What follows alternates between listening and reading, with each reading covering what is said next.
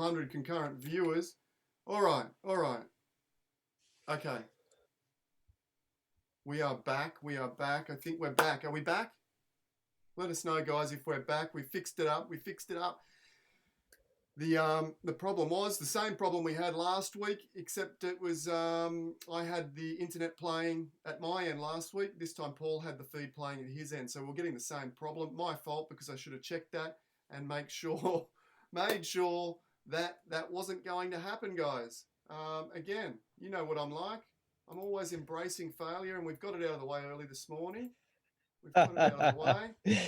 We finally got there. Well, We weren't sure. a little bit of extra anticipation, a little bit of extra time for the morning coffee to sink in, and adrenaline expectation to go up. As yeah, I don't think I've ever had as much adrenaline running through my human body as through this trip. There's at least a couple of times where I genuinely did not think I was coming home alive from this trip, and I'll get to them a little bit later.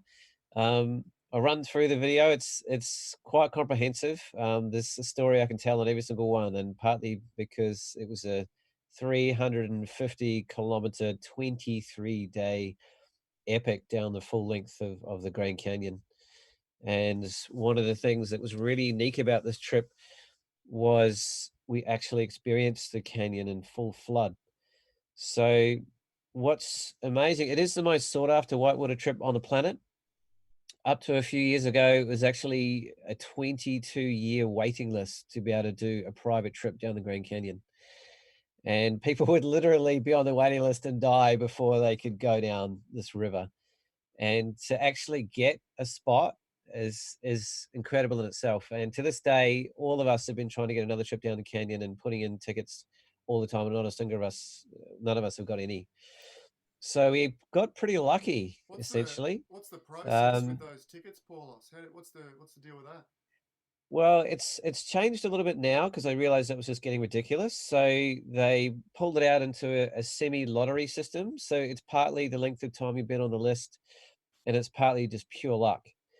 And basically, in my case, we got we got pure luck on our hands. It didn't take very long at all. And my good friend Taylor Glenn rang me up. I'll switch the other thing so you can have a look at his lovely mug. Um, so Taylor is a very, very dear friend of mine from when I lived in the States and still now. He's one of the best photographers I've met in my life. He's a National Geographic level photographer on a global kind of level. So he's literally running around the world doing assignments for Nat Geo sometimes, as well as being really prolific in his own business. But he's a Jackson Hole boy, proud and true. This is up in the Tetons. After we went up on a big morning hike onto one of the ridges out not far from his backyard. And so he rang me pretty early on when he got the ticket, and he said, there's 12 spots. There's about 100 people that want to go. You got about 24 hours to decide. And I was like, buddy, I don't need any time. I'm just saying yes. And because I knew quite literally it's probably the only time in my life I would ever get this opportunity. So I just said, F and A, my friend. And we set the ball rolling. And we had a few months to prepare. And there's a hell of a lot of logistics for a trip like this. You're running 23 days with no food, essentially no human contact, no electricity, no anything. And in our case, no guides. So you're going down some of the biggest whitewater in North America. It's so big, and there's so many different kinds of rapids on this river that actually has its own unique grading system for the rapids. So most rivers around the world run to grade 1 to grade 6. And grade 1 is just a tiny little bump, and grade 6 is extreme risk of death. And the Grand Canyon organizes its rapids up to grade 10.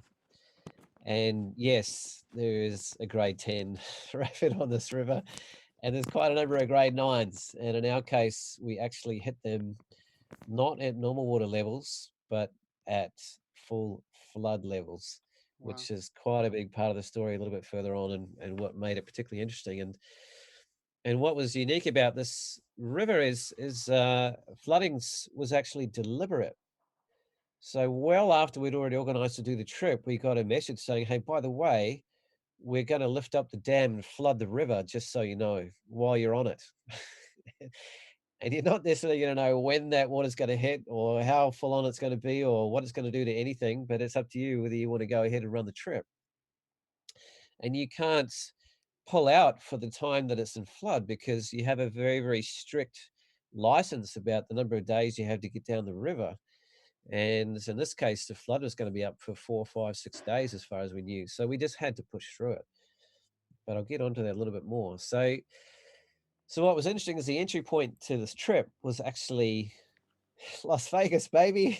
and and I'd never been. And I didn't know anybody else on this trip. I'd never been to Vegas. And I have to say that 24 hours was almost worth the entire trip into itself. I won't go into all the details. I'm gonna probably get myself in a lot of trouble, but it was a hell of a journey. We started off with a rooftop spa. One of our trip legends was the man on the ground of Vegas. He runs these big, amazing music festivals, and he just knew everyone about anyone. And not only was it was Vegas and Halloween. So if anybody knows anything about American Halloween, things get crazy. So there were so many people in Las Vegas that they shut down blocks and blocks and blocks of the city to cars because there was just not a single bit of breathing room for anything. So this is some of my first introduction to my buddies on the trip.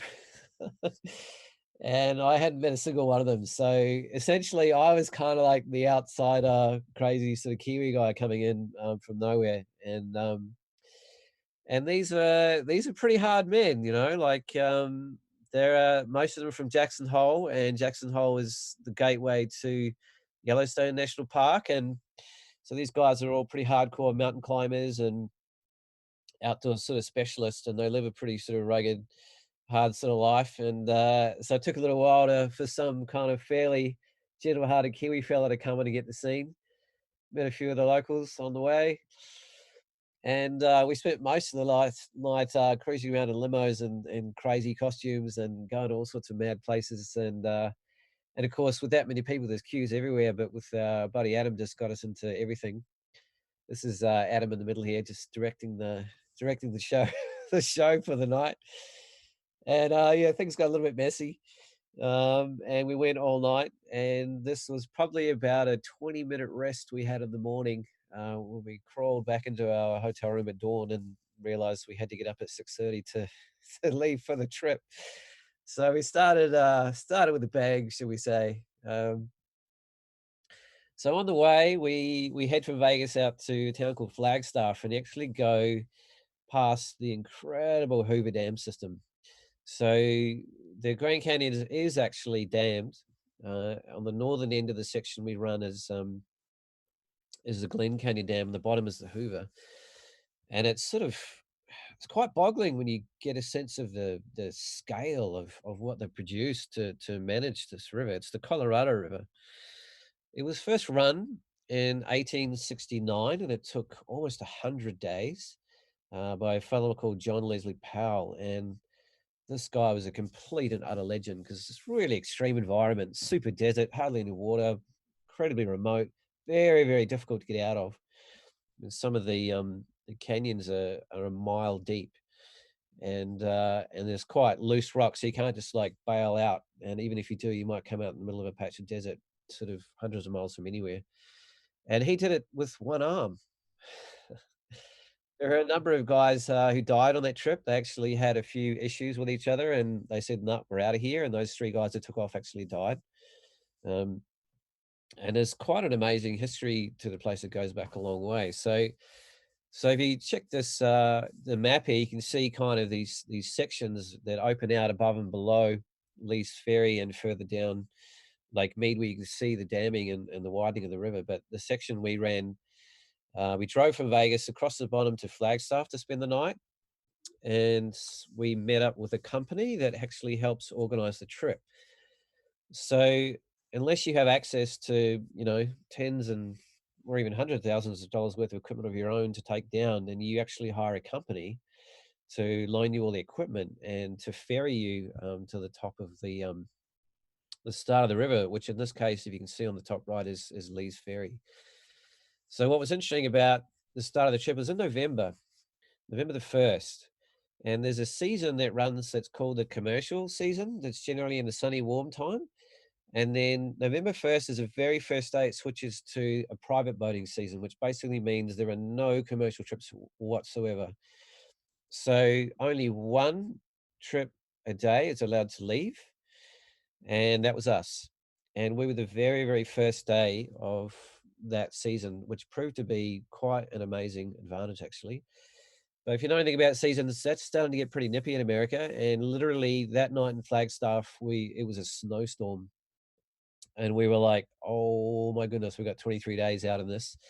So there was some very, very quick runs to some stores in the morning to get some extra warm gear, I can tell you. So I actually bought a lot of equipment and sent it there because it was cheaper in America. Like we had guys over there that could get pro deals with 60% off, and when you're going down a very, very remote place with pretty extreme temperatures, the water's freaking cold. Um, there's a lot at stake. And as a photographer, of course, how are you going to manage bringing $35,000 of gear down here and keep it safe and alive, waterproof, dustproof, sandproof, and still accessible at the same time? Because you can get to a point where you can lock your gear down and have it safe, but you can't necessarily access it or pull it out or do it at short notice around a rapid. So I spent a lot of time, probably a good month, talking to a lot of different people, and other people have been down the river and other photographers about how best to do it. And still, when it comes down to it, it's a little bit up to you. So I was probably up till 3 or 4 in the morning again, actually going, charging every single battery and working out which memory cards work with which, and the new adapters of some of the new camera gear that I brought with me. And you have a very, very limited space that you are allowed on this trip, because space is an absolute premium. And so, not only is it about how to protect it and keep it dry, and how to access it, which becomes really significant when things are strapped down on a boat 90% of the day, and you can't actually reach most of it. You have to be very, very smart about where you place things and what you get access to. So I spent a lot of time sort of making sure I had the bits and pieces. It's definitely one of those things that if you start and get down there and you haven't got that one cord, or we left that one battery behind, it's a waste. So I think I had 5 different camera systems in the end. So these are the guys that they picked us up. As you can see, the rainy morning, the snow's just melted, and we've all just been running around to the shops. I think a few of us were still doing a little bit more shopping. That's kind of the weather that was floating around us at the time. And here we are testing out our camp chairs. That was one of the last things we bought. But with 23 days and 23 nights to spend out there, and being winter, the nights are long. They're actually quite a big feature of your trip. So here we are in good old Walmart, just filling up on the last things and grabbing some extra warm gear in particular. And because once you're out there, that's it. There's literally no capacity for any sort of commercial interaction whatsoever for that whole 23 days. So in the summer, it's actually 16 days. And in winter, it gets extended out to 21 to 23. And in the very, very deep part of winter in January, I think you can push your license as far as 30 days. But you actually need them because the days are so short and you still have the same length of river to run. So you're committed to pushing yourself sort of a lot harder in some ways on those winter days because you've got limited hours. You've just got to kind of row or raft kind of the whole time. So here we are driving out to Page, and this was our first interaction with the boats. And it's quite a process. It's a whole day and night to prepare to go down the river. You don't just turn up and throw your things in a boat and away you go. Um, they need to show you how to break down a boat, how to pull it up from scratch, how to repair a boat, how to build all the different structures that you need to build in, because there's literally just centimeters of room. Everything is so space conscious, and every single boat has its own separate designation for its role on the trip. We have a kitchen boat, we have a groover boat, we have our media boat, we have a rescue boat, and we assigned people to different boats, and we actually ended up having to assign people to daily tasks as well to be able to run the whole trip, because there's a lot to go on to pull all your gear out every day to set up camp and to set up your kitchen and set up a groover. So a groover boat, if you hadn't figured it out, is kind of like the loo boat basically. So it's a very special place, and it's under threat in a lot of ways. And essentially, everything that comes in has to come out, including everything that comes in and out of your body. So that's actually quite a significant part of the trip. And if you're not sort of used to it, it's not quite for the faint-hearted. We have these basically army ammo cans you got to do your business in, and there's this really fun. We make it fun anyway, or just stupid about where you place the groover. Sometimes somebody might sneak it out onto a little island or a rock in the middle of the river or something, and you've got to wade across to get to it, or you try and get a bit of privacy if you can, but it's not always possible at the campsites. And of course, boys being boys, a large part of our boat contingency was the amount of beer we had on the trip. Which was a lot. It's pretty crappy American beer, and I don't really drink, but it actually had a functional role a lot of the time where we moved it around as a different weight for how the boats ran in the water. So we had really flat water, the boats ran better if it was really even. And if we had really heavy water with big rapids, we kind of want it at the back so the nose would lift, and or we'd want it to sort of punch through. I don't know why the order's changed. Punch through. Here we go. And oh my god, we managed to get through most of that, which is kind of unbelievable. But I mostly watched while people were having a few. They're pretty light, the old American beers. They're not super heavy. That's kind of a bit of a sense of the bulk of our equipment that we had to squeeze into just 4 boats, 12 people. Here we are getting a rundown of how to build the boats. Like this is a really complex kind of strapping system. And you actually do need to know how to do it all, because if something happens to one of the boats, or it goes down, or there's an accident, then you have to pull the entire boat apart. And if you're stuck out there in the middle of nowhere with no comms and you don't know how to pull it back together, that's really significant. You don't just walk out of the Grand Canyon. There's one place on about day 12 or 13 called Phantom Ranch that actually has a walk, but it's still at a 5,500-foot ascent out of the canyon. Um, and that's not for the faint-hearted. So we'd spent most of the day sort of getting that ready. Here it is nighttime. I was just so pumped I couldn't go to sleep, so I was running around just taking crazy pictures and just realizing that I was arriving, and I was here somewhere special. It's actually the stars on the boats, just getting a bit creative there. So unbeknownst to me, uh, Pergy here, who was our tough as nuts parks inspector, actually has to inspect everybody's, not only the permits we have to go down the river and the leadership. It turns out she needed to see my passport, and I was like, what do you mean passport? I'm already in America. I'm going down a river. Sorry, son. No passport, no trip. And I was like, and we'd stored all our stuff back in Flagstaff, and we were about to leave. And all the guys are looking at me going, oh no, well, I didn't bring my passport to take down the river. And it actually got to a point where I was about to get booted off the trip. And we were trying to have secret meetings off the side, and we were trying to figure out if I could bushwalk down the back of some canyons 2 days down and try and join them and all this crazy stuff. And I was like, I can't believe I've come this far and some lady's going to stop me going on this trip. I was like, oh no. And I went and sat in the car, just an absolutely dejected state. And I stretched my feet out, and my toes just bumped something under the seat. And I just went, oh, I thought I'd packed everything. And I don't know how I flicked it, but there was this little extra bag of my security stuff and my money in my wallet and my freaking passport. And it was such a fluke. I swore I had it locked away in a safe in Flagstaff, and that little mistake actually just got me down the river. So there she was, happy again, and she wished us well on our journey. There's a few dangers and different things and protocols about how to manage your way down the river, and as there should be, it's a very delicate ecosystem. But yeah, it turned to smiles in the end, thank God. But it was almost a trip of a lifetime that was going down the trips from on Peggy here. So this is our last known photo before we sat down. And even though there's a lot of excitement, there's a lot of nervousness, because a lot of these guys hadn't rafted before or had very little rafting experience. And so we're a little bit cheeky in a way. Like, as a private trip, you do need to have experienced leader, and you do need to have somebody who's been down the river before. In our case, Taylor had a bit of experience and he's a pretty solid guy, but he's also quite convincing. And the guy that had been down the river hadn't been down it for 18 years and couldn't really remember much of anything. So So I was actually meant to be one of the boat captains, so to speak, to lead the boats.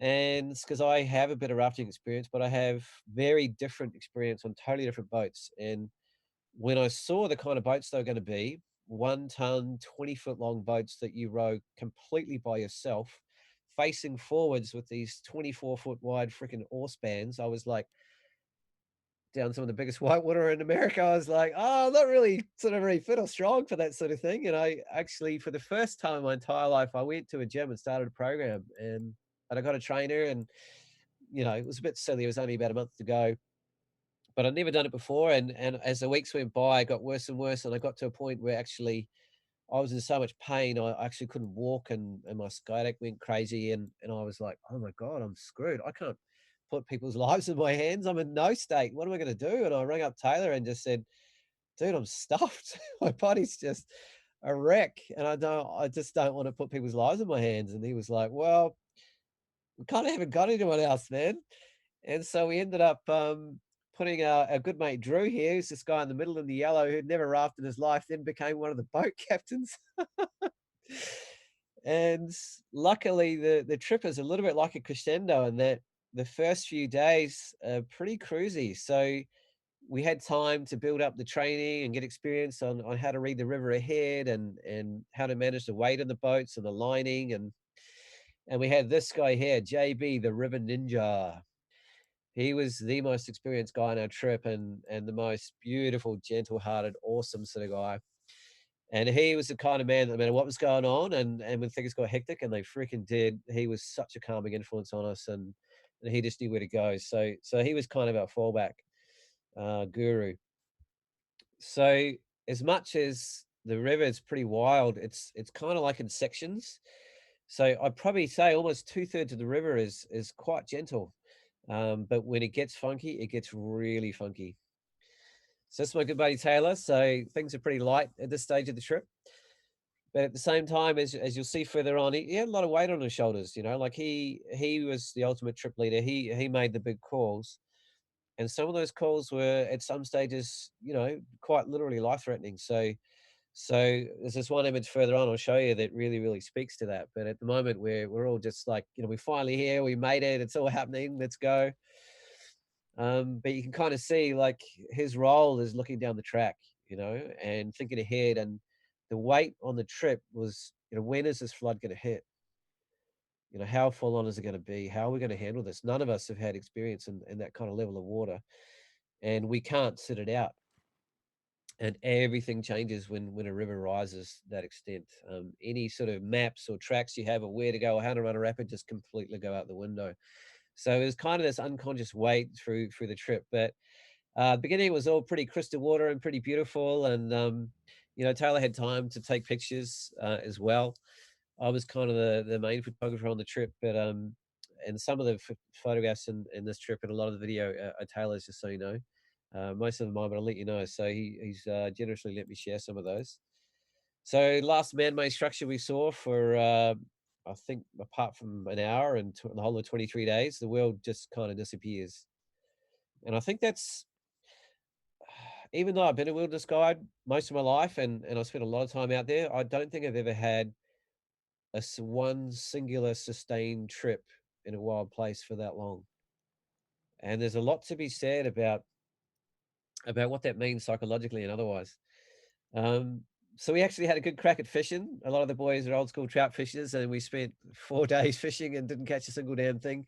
But we actually did see a lot of fish, and they're definitely out there. But we didn't know how to tickle them. And again, it was a really nice kind of soothing part of sort of easing in. There, you can get a sense of the breadth of the oars and just how wide they are, and the physical strength involved in pushing forward. Like all the rafting I've done, and I have done and been trained as a professional guide, is on boats that are about almost half the size and weight.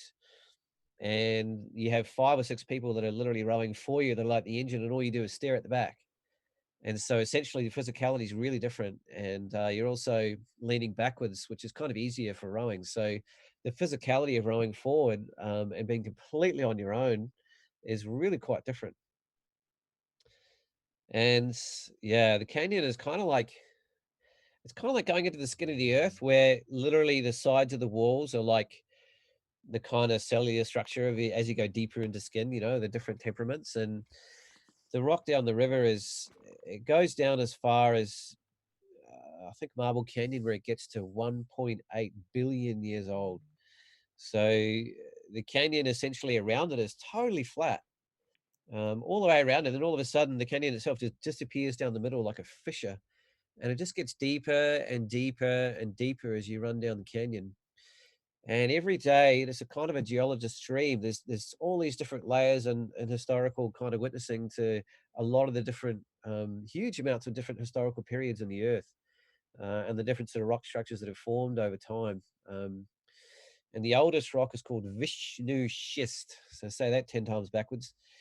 And we did an honoring to the Vishnu schist one time by doing a Jagermeister skull down the scoop of Vishnu schist. It was our way of honoring the oldest part. So the river can go up and down still, even though it's hydro controlled.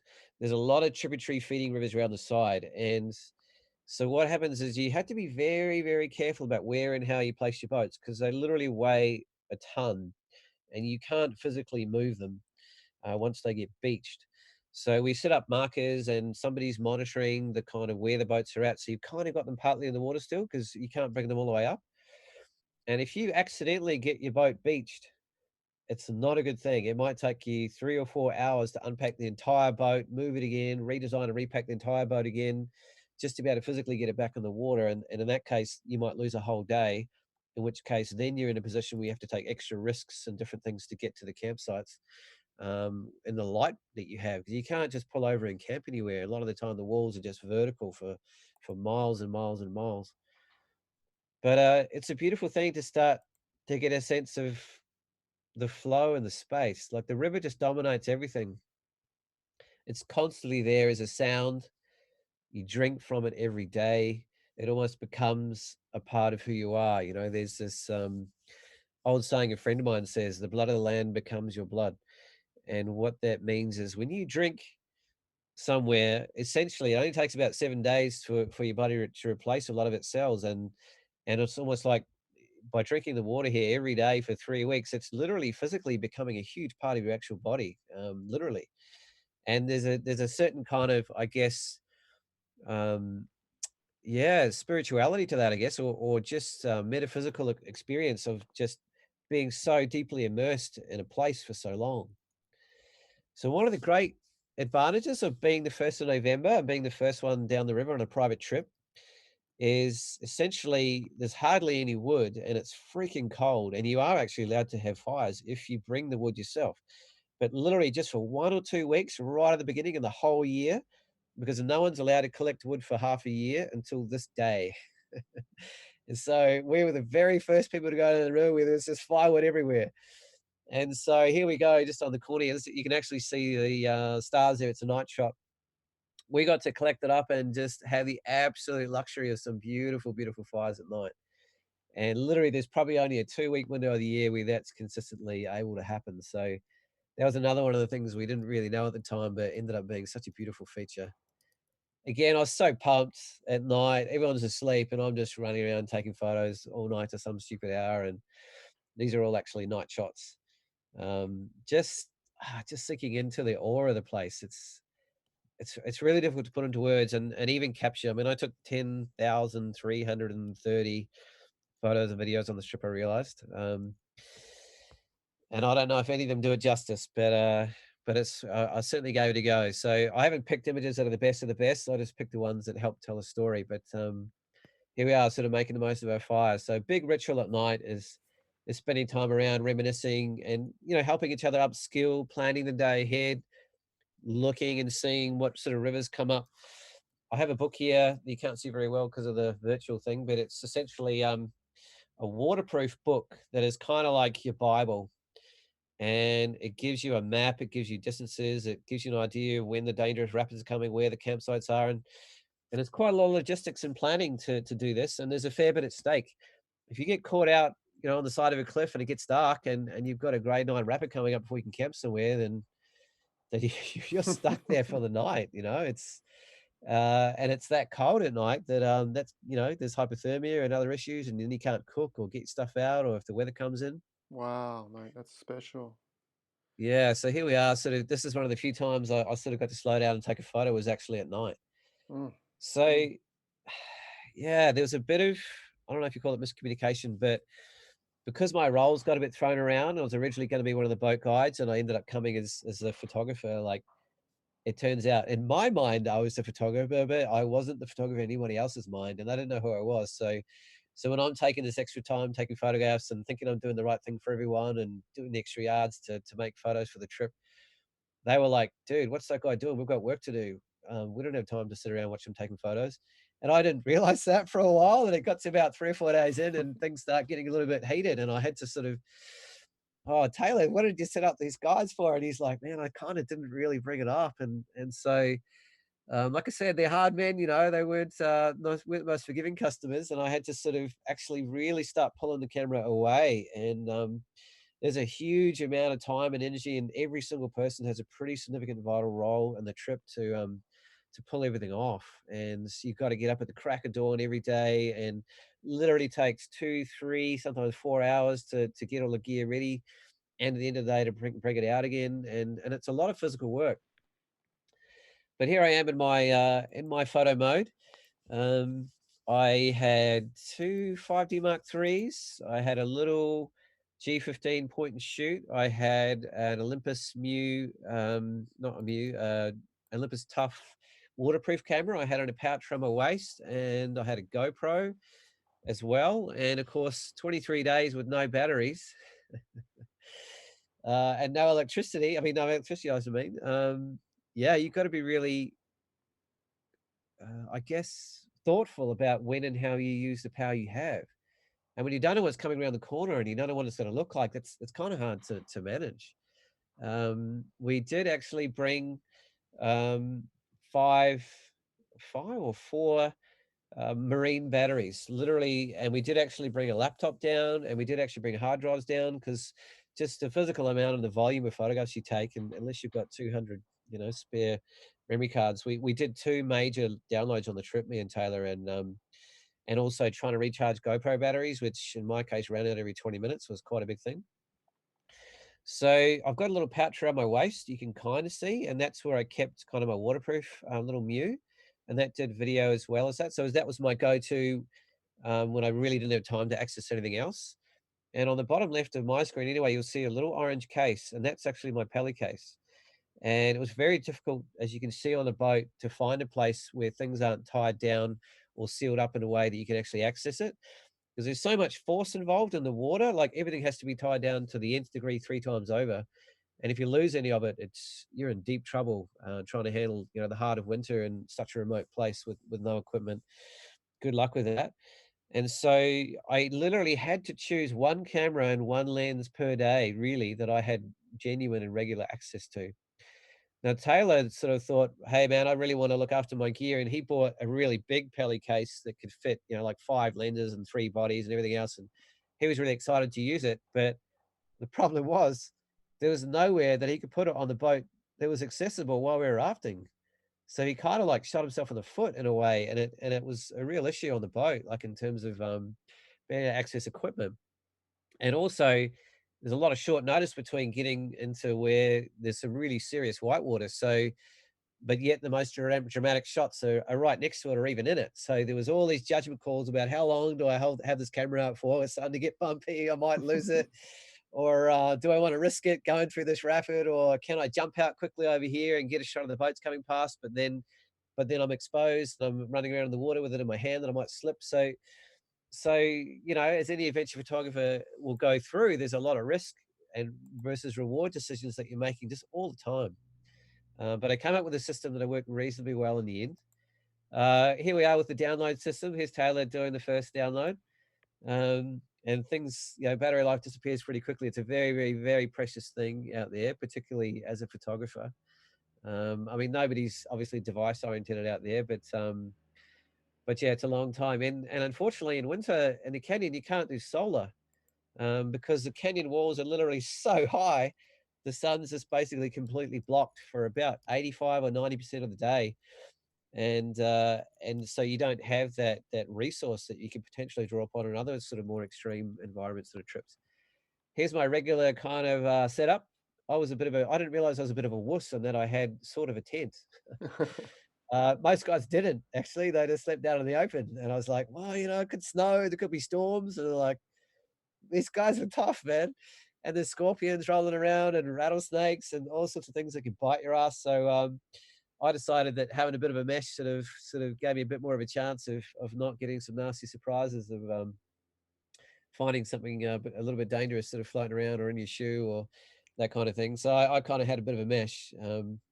We did get extremely lucky with the weather and that we had a really incredible run of weather. And even though it was just like a blizzard basically the night before, and we were kind of a little bit freaking out about how that was going to be, we did pretty well.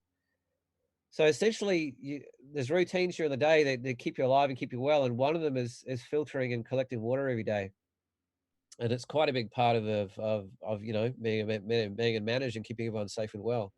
And so, as again, there's quite specific roles every day. We rotated around every day, every few days of what your boat was responsible for, and you essentially kept the same crew so you could get into a bit of a routine.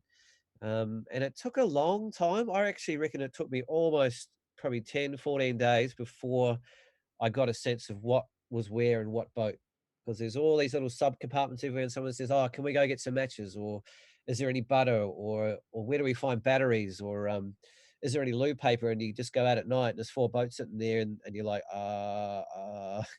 and you might spend an hour trying to find one thing. So that's partly why we spend a lot of time at the beginning of the trip trying to figure things out. And food's a huge feature, especially in the middle of winter, trying to keep warm and keep your energy up. It's a very, very physical trip, especially when you're doing a private trip where no one's doing anything for you. There's a lot of heavy lifting and physical loading for everyone every day, multiple times a day. So they have this diet plan so wide, it's unbelievable. Like they had every single meal for 23 days, perfected down to exactly where it's going to be when. And that's partly what you pay for. I think we paid maybe 1,500 each, I think. It's for all the food, all the equipment, all the boats, permits down the river, which, and I think it can be up to like 10,000 commercially to run a trip. So that's the other big thing about a private trip is bringing the cost down. So here's a sort of, a typical kind of end of the day loading sort of situation, oh shit, which bag's yours? Which color's mine? Um, did I have what I need? Is it right on the bottom? Do I have to get everything out? So you start learning about where to place things and thinking ahead the next day about what you want to need where, which is a little bit similar in bushwalking in a way. Like you have your stuff at the top of your pack you're going to need because if something's at the bottom and it's raining and you've got to pull everything out in the middle of it, it's no good. And in this case, you might lose it if you're pulling it out in the bad spot. So very big part of the day, probably 2, 3 hours a day is literally spent loading and unloading gear, which kind of makes you feel a bit silly at times. So the start of the trip, the only sort of sense of man at all is actually the trails in the sky from planes. And sometimes you might see, especially close to Vegas, 50 or 60 different trails through the sky. You don't hear them, you don't hear anything, but you literally see them just crisscrossing through the sky. But when you get to the middle of the trip, they're just gone and they slowly kind of disappear. It's actually a zone that they're not allowed to fly over. So that was just our only little small, because we didn't see anybody for 2 weeks at all in the middle at the start of this trip, not a single other human being. And that's part of the beauty of being in a later sort of winter season when there's less people around. And by having the trip staggered, one trip a day, is you literally just keep moving at the same speed. You'll never see anyone. Whereas in summer, it's a little bit more chaotic, and there's a lot of people that get down there. They even have motorized trips going down there in the summer. So here you get a sense more of the different boats and the complexity of the amount of time we spend each day trying to load and unload different things. And if you don't get it right, things don't fit. If you get to a point where everyone's waiting for you and your stuff doesn't fit, tensions go up. So you really got to refine your sort of system to keep everything running smoothly. And in a winter trip, when there's a lot of pressure on daylight, there's not a lot of time for mucking around to be able to physically make it down where we need to get to.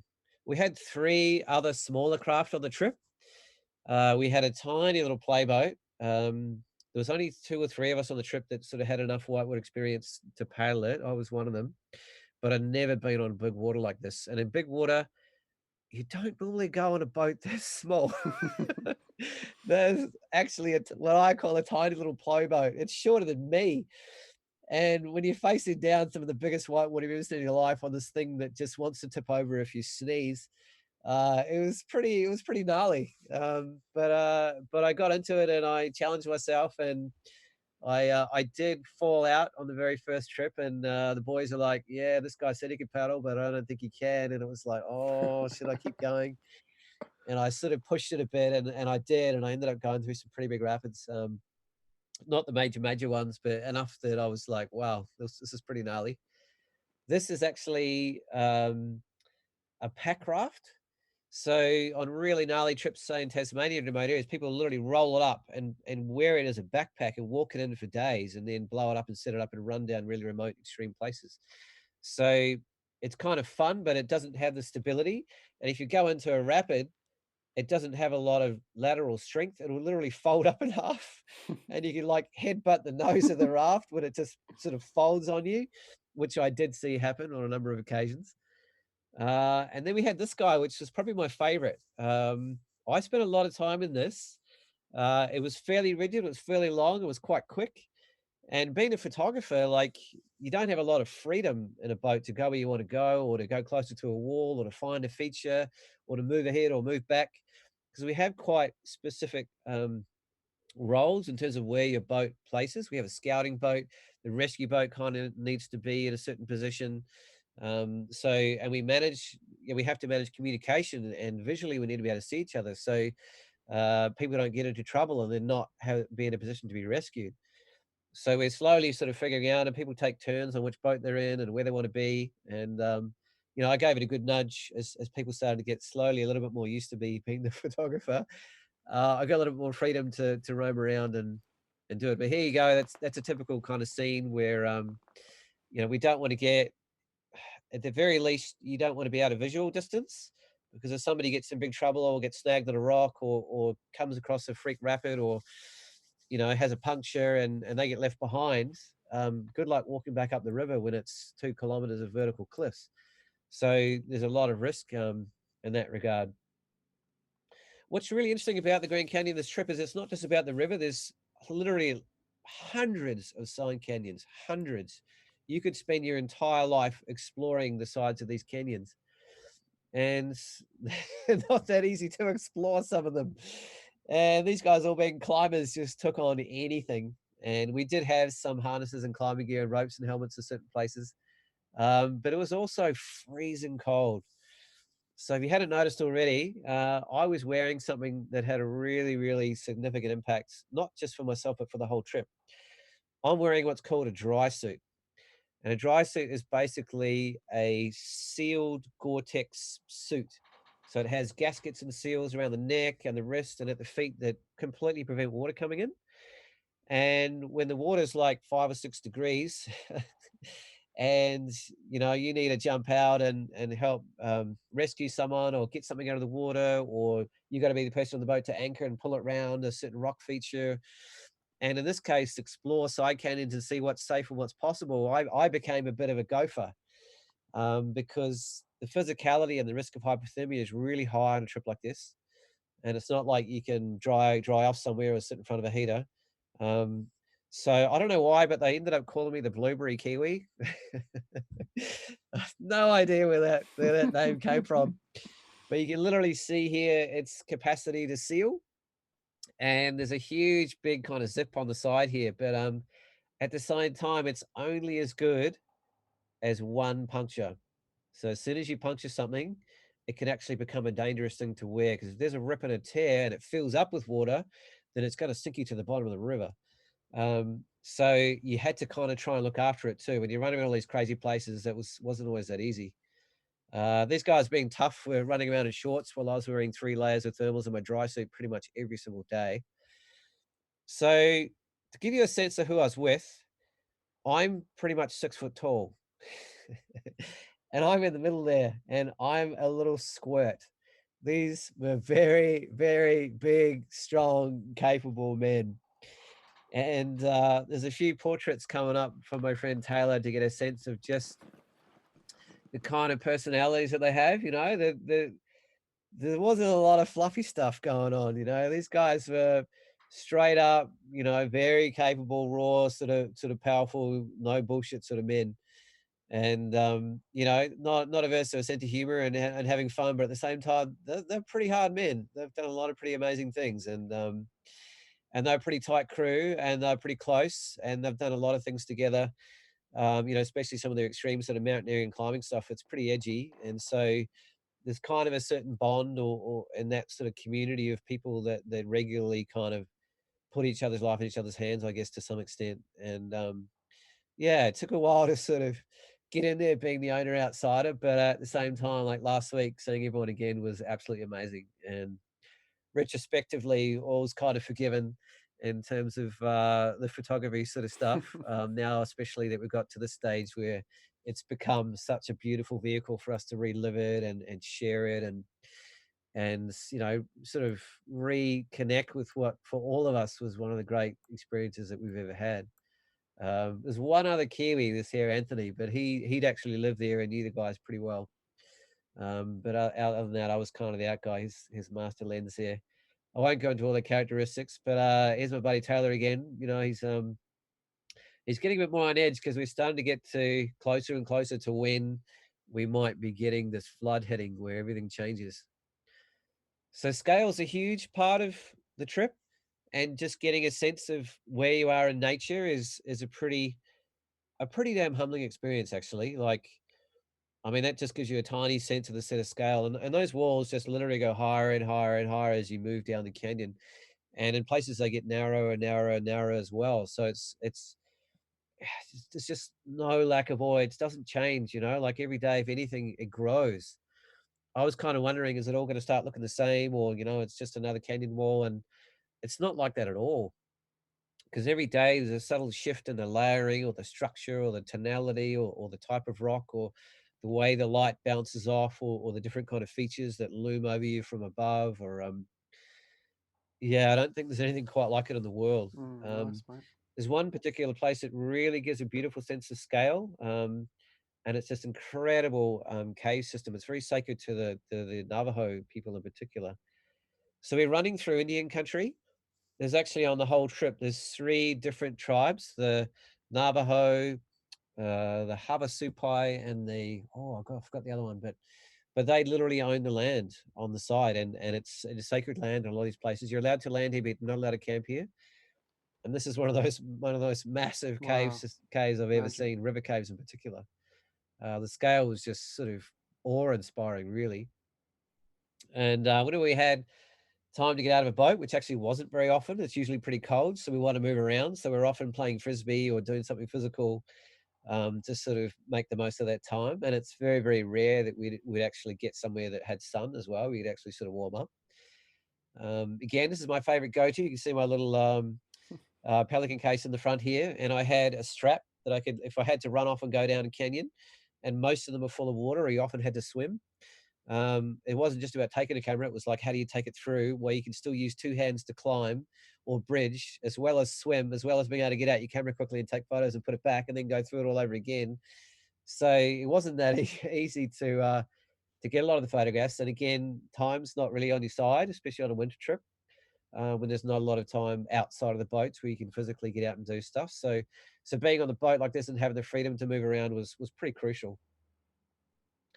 So you might not tell at first, but this is actually shot at midnight on the full moon, and this is an incredibly beautiful place called Nankoweap. And this is one of the first places where you get the sense of the people that have gone before. Um, you need a microscope, but you can actually see the four boats in this river on the bottom right hand corner, just to give you a sense of scale. Like I use this sometimes when I've done this talk before and say, somebody find the boats, and literally 5 minutes later, no one can find them. But it gives you just a bit of a sense of the absolute just immensity of the place. It's just crazy. You can see the boats a little bit easier down in the bottom corner now. So this was our first rest day. It's about 10 days in, I think, or maybe a weekend. And there was only two on the entire 23-day trip. And a rest day with a bunch of mountaineering sort of hardcore men doesn't involve sitting around. So we're up climbing cliffs, and we went up to these incredibly old Wow.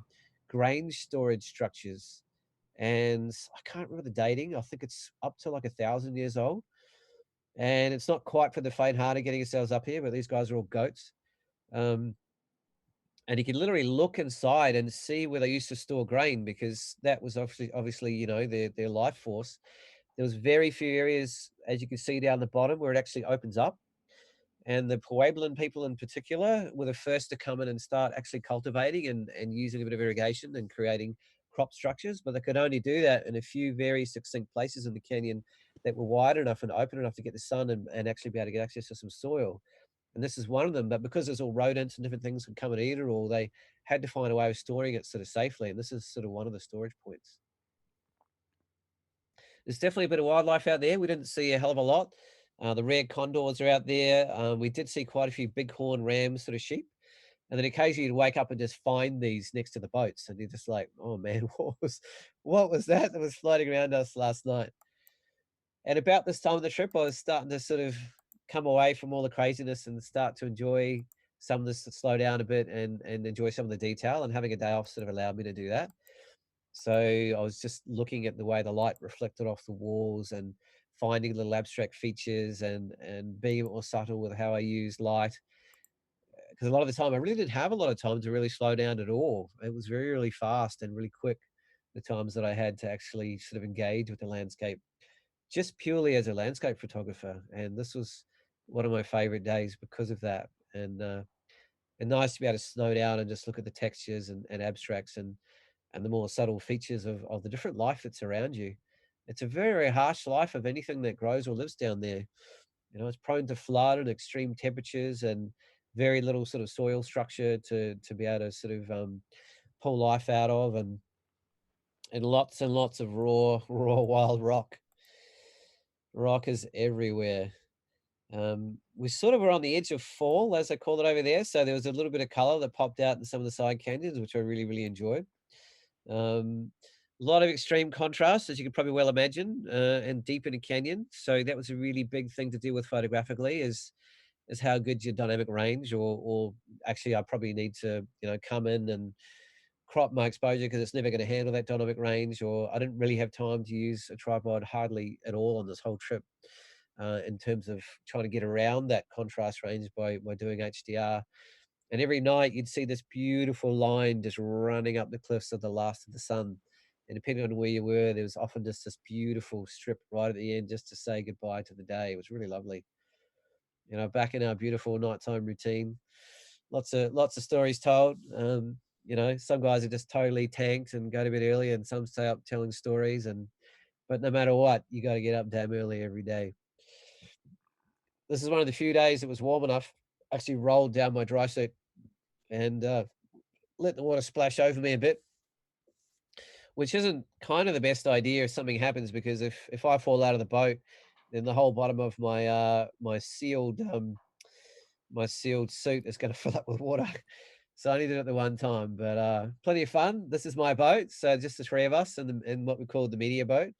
Taylor again, who's leaving, and Andy Rips, one of his best friends. Um, we played around and had turns about who was kind of rafting, but Taylor was pretty much running the show. Here's me having a bit of a run in the playboat. It's so tiny. I think I stuck a GoPro on one of them and ran it through a few rapids. One of which I completely flipped upside down and thought I was toast, and managed to flip myself back up on, which was pretty cool. Everyone really enjoyed taking turns in the smaller boats and getting a bit of time to yourself. Because when you think about it, 23 days in a tiny boat with the same people who smell and can't really bathe and may or may not get on with each other at the time, I might have had a shitty night's sleep. It's kind of like the psychology of it is actually really good to have a bit of a break. And because in a winter trip, you're pretty focused and you're on each day and there's not a lot of downtime, your relationship with those guys is pretty significant in terms of how you experience the trip. Um, yeah, that was, I don't know. I don't think he ended up getting a run in that one actually, but compared to the others and watching it bend in half in rapids, I wasn't too fussed. Um, this is the Little Colorado, And there's two rivers that come in that are very, very sacred. This one to the Navajo people in particular that have this beautiful, milky, light blue feel to them. And it's literally some sort of what's it called? Some sort of light, milky, chalky sort of mineral that runs through them. And it has this gorgeous sort of translucent quality. And it's such a beautiful offset for Mm. the oranges in the walls, the blue and the orange together. It's such a beautiful color complement. Again, you could have spent weeks just walking up this alone. This particular one you weren't actually allowed up very far, but we got far enough to get a real sense of it. There's one further down with a very, very famous walk-in that we did go fairly far up that I'll show you a little bit later, but it's, yeah, nothing quite like this landscape in the world. Oh my goodness. I got in trouble for this one because I was hanging back taking photos, and then Taylor had to come back and try and find me because everyone's ready to go, and somehow or other, we passed each other, so I was already back at the boat, and he was way up still trying to find me, getting really pissed off, thinking that here I am because every day I'm trying to push whatever time I can get to shoot because it's not very much. So I'm usually the last one back to the boat, and I try really hard not to be the last persons because everyone's sitting there staring at you, going, "Hey, buddy, here's an idea of sort of more the literalness of that chalky sort of substance that runs through." But the color's incredible. I'll start whipping it through because we've got a bit to go through. So this stage in the canyon, it starts opening out. It's one of the few places where you can actually get some breadth in terms of your view of the canyon, because most of it's really, really tight and really, really high. And again, as I alluded to before, the open and more wider places are where the main sort of human history sort of comes into play, because that's where people could cultivate and build places and have villages and build structures. And they've dated some of it back to as far as 13,000 years with the first Americans. But the Pueblans were probably the most famous from about 1,200 years ago, well before the traditional Indian tribes, as we know of, sort of came into play. And we had a beautiful time exploring some of the ruins around here. And there's actually a lot of stone carvings and different things that allude to the different kind of belief systems they had at that different time and the different kind of um, spiritual beliefs that they had, the different structures they lived in, the kind of foods that they ate, the kind of animals they hunted, the kind of figurine. This is quite a feminine figurine, I think, that is fairly common during a very sort of specific period. The Pueblos are actually particularly good at building pottery, and there's a lot of sort of leftover remains of some very, very old pottery pieces that have been built sort of, I think, spanning over 5, 6, 700 years. So they're making these, and their craft obviously grew, and they became quite famous for their skill actually. Um, and some of the places you can literally see the remains of larger kind of villages. Here's an example where you can see actually the physical laid out structure of the boundaries of some of the structures of the actual buildings that they made, if that's the right word. So here's an example of, if you miss that rapid and don't make that corner, you're gone. And I almost missed that because I didn't know it was there, and I was on the other side of the river, and all of a sudden we were like, "Oh, camp's over here," and it was like, "Oh my god!" And I had to just try and pull a 1-ton boat all the way across this river to a small rapid, and if you miss it, the next campsite's 7 miles down the river, and it's getting dark. So that can be really significant. So that was one of the few times that I popped every vein I think I had in my arms to get us across. But again, it's one of the few times I grabbed the tripod and went up and had a bit of a look. But that's kind of a typical campsite. So it's not like big happy days, lovely places with shelter. It's just rocks and sand and scrub and a rapid and just enough place to sort of land your boat. Um, Here I am sort of getting behind the reins a bit. My back was settling down by now. I was getting used to it, and I was like, "Yeah, brother, can I have a bit of a play on the reins?" Very, very different. Sort of, I was sort of more used to rowing backwards, so I was kind of like choosing to row that way a little bit more because it suited my style. Scouting's a really big part of coming down the river, and if you've got a big rapid coming up, in a perfect world, you get out and you go have a look. Oh, where should I come from? Where's the safety point? Where can I put someone on a rock? But when you've got, as you look down the river, just vertical walls, you can't do that. So you just got to rely on the physicality of getting up on the top of your boat and trying to scout. So here you can see, look on Taylor's face again. We're starting to get to our first really potentially dangerous rapid. And we literally did have the rare opportunity to get out and scout this one. And we spent a good couple of hours actually trying to figure out how to run this. It was our first major one that had sort of quite a level of risk. So these are the two most experienced guys on the trip. Um, and they're literally in heavy discussion about where to put the safety, what line to run down the river, what position to be in, how fast to be going, which boat goes where in terms of the level of experience and where the safety boat's going to be. So this is where the trip's starting to get a little bit more serious. So here's the media boat. Taylor's out there doing his thing. I was doing my best to do my own. And I think this is called Hans Rapid. I think it's sort of, there's so many, it's hard to remember all the names, but yeah, there's a lot of rocks on this one, and to be honest, it wasn't on most of them. It's such a big volume river that most of the rocks just get ripped out of the way. Whereas in Tasmania, where I grew up and was trained to raft, rocks are just everywhere the entire time, and you spend the entire trip either bouncing off them or trying to avoid them. But this was one that had a few, and if you wrap around a rock sideways in the middle of a river and your boat bends around it, it's almost physically impossible to get it off. And you can't just walk up and help someone on a boat in the middle of a river with that kind of volume. So it's quite consequential. So you want to try and avoid that. Again, your sense of scale, you can see a tiny little boat down the bottom there. Another sort of side trip candy. There's me with my little setup, my blueberry suit and my little pelly case that I said had around my neck. Didn't get a chance to bathe very much, even though you're in fresh water the whole time. So I took the opportunity when it came, but she wasn't warm. It was pretty refreshing. Lots of beautiful side canyon trips when we had the chance. We had to select a few because there's literally just hundreds. And there is a bit of information about a lot of them, so you can get a bit of a sense of which ones you want to try. And here we are, right in the middle of the trip, day 14. The first time we'd seen anything in any other human being or any capacity to connect with the outside world at all. And this is a place called Phantom Ranch. And this is where I was telling you that 5,500-foot walk out comes to, I think it's called the North Rim, which is quite a famous place for people to visit on the upper and regular kind of tourist side of the canyon.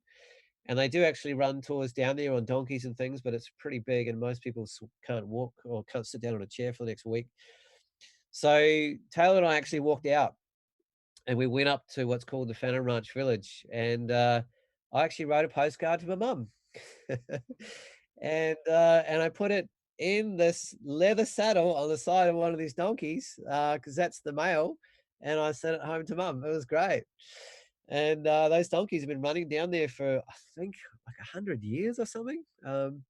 Long time. And they've got to go across the river through this incredible bridge, and they have to go through a cave that's been cut through the side of the canyon wall, you can see onto the right, in order to start the trail back up.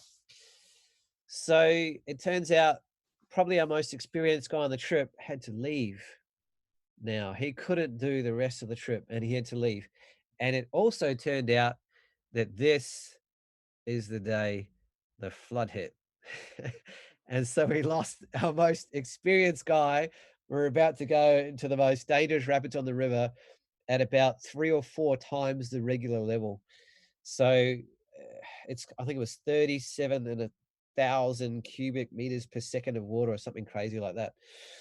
And the river just changed from this beautiful, lovely crystal see-through water to this brown, churning, scary, just volume of death. And overnight, you could hear the sound just rising and just this raw kind of, just you feel it in your throat, and you're like, oh my god. And we had markers trying to test for when that water was going to rise, and it turns out it started rising before dawn, and we had to like just get cab, he wasn't going to get out. And we had to like literally, by the time we finished wrapping up the camp, it was underwater. And literally half the campsites on the rest of the trip were physically, well, the next 5-6 days were totally underwater. So I can't remember how many feet it rose. It might have been like 8 or 10 feet higher in terms of the physical volume of height. And we were just sort of sitting there going, watching logs and wood floating past us, and this brown chilly death going, oh my god, here we go. And this is Taylor. This look on his face is so telling for me. This is probably one of the most powerful images of this trip for me, because it speaks volumes for kind of the weight on his shoulders. He's the one who's making the calls. He's like, this is it. You know, we decided we were going to run this. We could have pulled out of the whole trip, and a lot of people probably would have when we found out they were going to flood it while we were on there, but we didn't. And so this was a call, and he knew our main guy was gone, and there was even more on him now. So yeah, do you want to hit play ads on that section? So in recognition of Taylor, he put together a 37-minute film about the whole video, about this whole trip.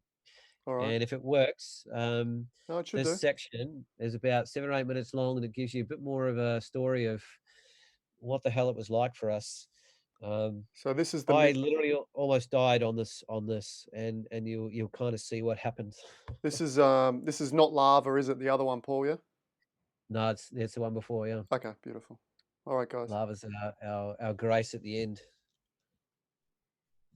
Not for stupidity, but If that's it's not fucking going to work, heavy. I'll run through the story anyway with the image.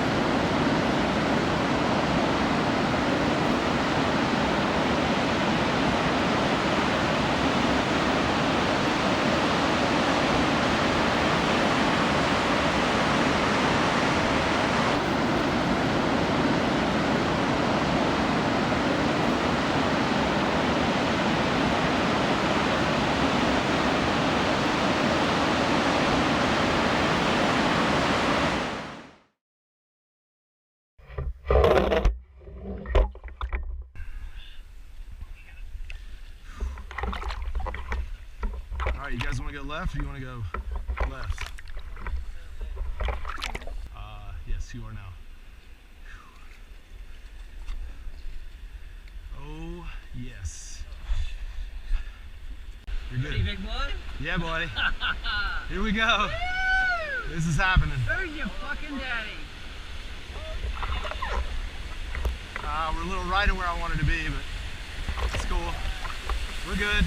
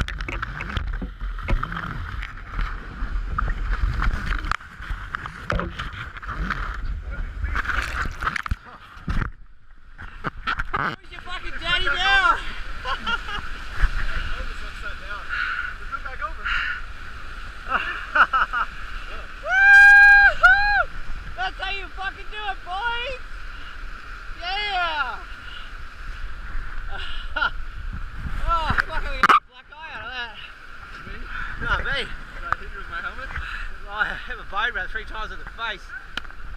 Woo! That was exciting. We're safe. Ah.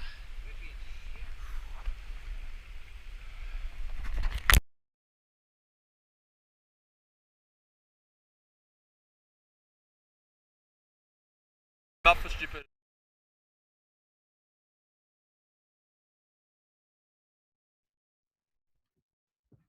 All right, back with Paul Hoelen here. Take it away, brother. Yeah, so I won't lie. I literally thought I was probably going to die on this rapid. It's called the Cruncher. It's a grade 9 out of 10. And it probably becomes a grade 15 in the middle of flood. So this was easily the scariest moment of the entire trip. There was a few others, but looking down the barrel of this thing and wondering how the hell are we going to do it, and experiencing being flipped completely upside down and out of your boat in a 20-foot 1-ton boat like it was a Matchstick is pretty hard to describe. This is the wave that flipped me, and it was actually only the second wave out of 7 in this rapid, so I had to swim through the biggest ones. And when you're going down a river and you're staring down the barrel at this, and you're just sitting in the water, and you know that Crikey. that has the power to cycle you around and just drown you in about 30 seconds, and nothing in the known universe is going to stop it. It's kind of scary. And when your boat's upside down behind you and you can't physically get back on the boat because the barrels are so high and there's nothing to climb up on, I was just helpless in the water. And I, underwater, actually happened to grab a hold of the rope, and I decided that I'd use it as a bit of a life raft, and so it could pull me out of a rapid. If it got past us and I got stuck in this whitewater cycle, I could hopefully pull on that rope to pull me out of it, which might save my life. And I paid for it in that it did, and it worked, but it pulled me so hard, it headbutted my face into the side of the boat. And luckily, I just missed the oar on the side and it didn't knock me out. And if you saw the way it flipped over, the boat actually also landed on my head. And when we got down, further down, and I realized that Andy wasn't in the boat, we didn't know where the hell he was, and it was my job to try and find him and rescue him with the oar out. And when I pulled him in, I pulled him so hard that he came over with his helmet and headbutted me in the face again in the same spot.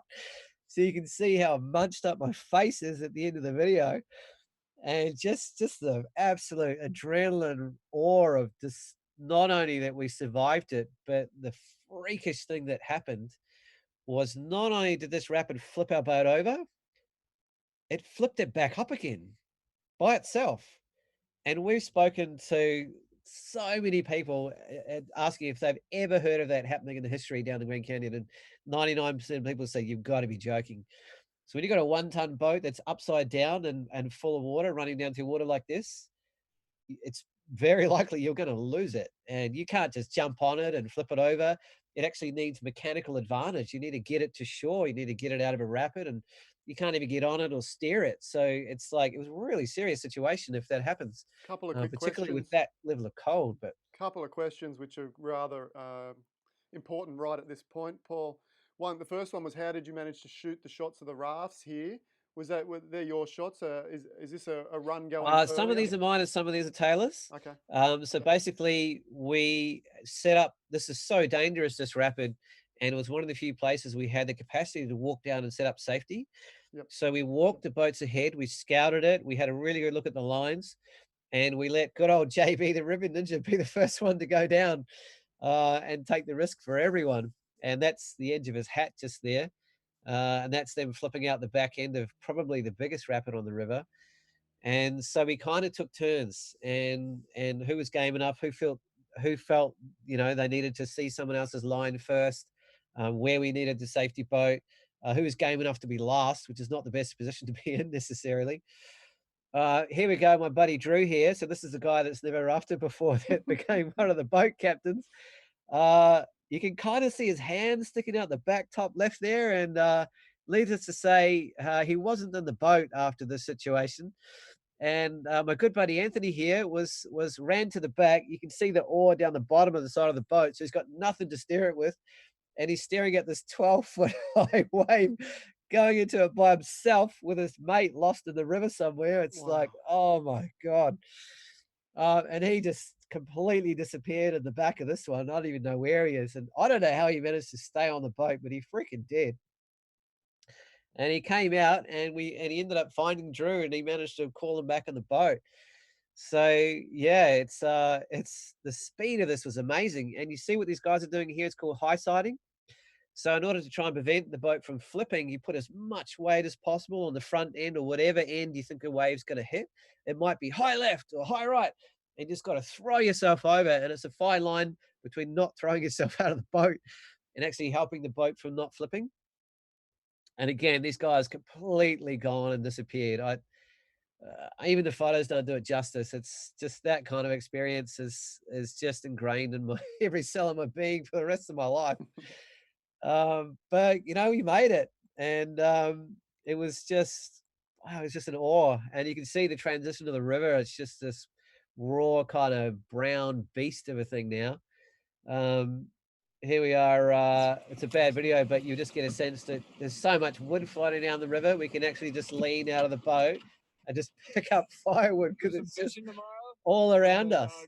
But the problem, of course, and what did happen to us is it punctured one of the boats, and we ended up having to sleep in a pile of reeds on the side and a bunch just around with a bunch of rocks around us because one of the boats was going down so fast we couldn't get it to a campsite. So that was a pretty cold, sort of murky sort of night. Anyway, another side canyon to take a bit of a swim. It's called the Elves Chasm, I think. We did a lot of climbing without ropes, which probably wouldn't recommend. But we were the only two guys with dry suits, so we ended up doing a lot more swimming and jumping off things and having a ball that the other guys probably didn't do because they just get totally sort of hypothermic as a result. One of our few team shots up in the Elves Chasm there. And yeah, we did climb up all the way behind there and up through those waterfalls. I think I found a little secret ways to climb in and around through these different pockets in the back there. It's really stunning because some of the chasms in the back actually have beautiful waterfalls running through them, and I'll tell you about another one shortly. Oh, geez, I need to take a deep breath after that, man. I'm just sort of reliving that one. My body remembers it pretty damn well. Awesome, mate. Just a little quick question. Did you have any sort of lifeline or tethering to the boat or anyone else, or are you just on your own if you go over? You're on your own if you go over, and there is a reason for that because any sort of line attached to the boat could potentially kill you as well as it could save you because if it wraps around your neck the wrong way, or it traps you, or it gets caught around a rock, or some part of your body gets wrapped up in it, it could drown you in seconds. So you're pretty much free reign. In my case, the bow rope came free and started floating around in the water, and I had a split section decision: do I want to grab this or not? Is this a good idea? And when I saw that freaking 12-foot wall of water going, well, there's no way I'm going to get through that with my body mass. It's going to freaking kill me, and the boat might pull me through. I grabbed it, and I took the risk, and it pulled me through. Um, so yeah, oh my god, I feel my heart still pumping. It's funny. Anyway, as happens a lot on the river, you get some wind down time after these crazy wild rapids. Like literally, probably 2/3 of the river is really quite easily navigable, and it's only maybe 25% where it gets super gnarly. Um, but not many people get to experience the canyon and flood like that. Not many people are either brave enough or dumb enough to do it. And it's actually kind of rare when it happens. And it does happen with natural storms and flooding from a lot of tributary rivers at times. It's quite unusual to do what they call a high flow experiment, where they literally lifted the walls of the dam up. Again, getting a sense of the different areas of the canyon, the different structures and rock types in the walls. This is just a little interplay. Like when I was editing, I was like, do I like color or do I like black and white? Do I like color? Do I like black and white? Love the color. There's a lot of areas that have similar appeal in both for the texture and color. I love the muted tones you've used too, Paul. Those really soft, muted, sort of dusty, dry, almost colors. Beautiful. Yeah, I think I was just kind of that was where I was at the time with my editing style, and I think it really worked to the feeling and emotion of the place and my experience of it a lot more, which is why I sort of kept it that way. This is one of the only self portraits I took on the trip, and this is actually a 30-second exposure, believe it or not. And my crazy wild mates started climbing this and if you look at it, it's all loose, chossy rock that comes away in your hands. And if you look further down the river, that's how high they climbed. They climbed up to one of the top of one of those mesas with no ropes vertically, and I was like, "You got to be joking!" And I got about a third of the way up and said, "Dude, I'm gonna die if I do this." And so I bailed and just sat there and waited for them and just hoped they made it back down. This was at the stage of the trip where the water started slowly receding and coming back down. And this was also a bit of a tricky time because if the water went down and our boats all got beached up, we're pretty screwed. We're going to lose a day trying to pull apart the entire boats and redo them again and drag them down into the water. So we had to have people up pretty much all night, every hour, monitoring the boats and shifting the lines and managing how the water was sort of coming down another level. Oh, the light and the canyon when it comes Oh through. man, Oh my goodness. the depth is Um, beautiful, Paulos. There. Particularly that winter light too, that beautiful side, sort of warm quality of it. Yeah, in some ways, I almost feel like going back on a commercial trip where I don't have the same pressures and time pressures to be engaged in the physicality of running everything, that I can just shoot more. Mm. This was a really big side trip we did, and I was sort of doing my own thing for a while, and I thought I'd try something interesting. Instead of walking around this path, I walked down the center of this canyon. And if you look on the bottom left, there's actually about 7 waterfalls in a row. And when I got to the 3rd waterfall that I was trying to climb up, I just went, "Well, this is ridiculous." And I had to walk all the way back out again and come back up. And by the time I did, I'd lost everyone. And because it's sort of photographically, it was pretty amazing down there. And it opened out into the most incredible vistas and a Oh, little bit of great. beautiful pockets of autumn color through this valley system. JB was actually caught here fishing for a couple of hours. He saw some fish and he bailed on the whole walk. And we went out to this place called I think it's called the Disappearing River. There's a river that actually just pops out in the middle of a cliff, middle of nowhere. It just kind of pours out in the middle of this opening, sort of 2/3 of the way up of a cliff. And we'd heard about it, and we went to try looking for it. And by the time I got out there, it was getting pretty late. Again, look at that beautiful pastel layering of tonality that you can just pull apart. It's just stunning, the subtlety and elegance of just the layers of rock. You get so used to the subtlety of it when you get 3.5 weeks down there. Oh, it's Here I beautiful. was with no map, looking up 2 different valleys, going, which valley is it? Because I don't know. And I was sort of like, eeny, meeny, miny, mo, which way do I freaking go? And you don't want to get lost out there on your own, I can tell you. There's not exactly any mobile phones to get your mates to pick you up. So I decided to go left, and turns out that was the right call. And I literally, they were coming past on the way back by the time I get out there, and I literally just had to run the last sort of hour to get up to even have a look at it. But the beauty of being out there that little bit later, Mm, deeper in one of the canyons, is I got lighting like this. It mate, it's was just delicious. spectacular. Yeah. So many different sort of layers and pops of tonality and contrast to play with. Yeah, it was photographically, it was just awe-inspiring, and yet I had to pay for this really hard because I literally had to run an hour to get out here and had to run an hour to get back. And this is the day after almost freaking dying, so I wasn't exactly in top shape. But I sort of just got back on late light and caught everyone just in time. But yeah, this was something that not many people get to do, and I won't talk about it too much, and I won't say where it is. But one of the things we had the capacity to do was do some canyoneering. But the walls are so smooth and so slimy that it's not for the faint-hearted. And you had to sometimes run through 2 different waterfalls, one after the other, before you could get off the rope. So you're literally going around the corner where people can't even see you and still rappelling, which is not standard practice. If you get stuck or get in trouble, no one can see you. What are you going to do? So it was super edgy, but it was pretty amazing. Um, I think everyone basically was in an extreme state of hypothermia by the end of this trip, and even though I didn't want to do this trip because this isn't really my cup of tea, I get scared crapless doing this. It was like, "You got the dry suit, you're coming." It was sort of like, it wasn't a question because it was a safety thing. I had the capacity to keep a lot warmer than probably anybody else. And that became a really important tool for sort of the well-being of the rest of the team. So here's a little thing for you. See if you can spot me. Oh, wow. So at the very end of it, 180-foot waterfall abseil. And I think we'd already been down 6 or 7. Yeah, that was freaking spectacular. And we only had what's called dynamic climbing ropes, and they're really bouncy. And normally with the abseil, you have static ropes, which are really stiff. And so what happened is you'll go down and you get caught on the waterfall, which would pull you, and all of a sudden the rope would stretch, and then it would let go, and you'd spring back up, and I'm like, boy. So it's like going down a bit of a yo-yo down this thing. It was pretty epic. Yeah, I won't forget that one in a hurry. That's a whole story on itself. I could probably need an hour to take you through that one. So the water's starting to go down a little bit more. And what was a beautiful experience about what we had, and probably very few people would, is we had this perfect crescendo of a trip. We had a whole 7 to 10 days of perfect crystal clear water in General Rapids.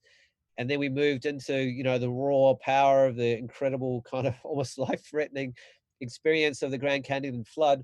But then on the last part of the trip, it all dropped away again. So it's like this beautiful arc of symphony, and we got to slow down again and really sort of re-engage with the subtleties and the less life-threatening aspects of the trip.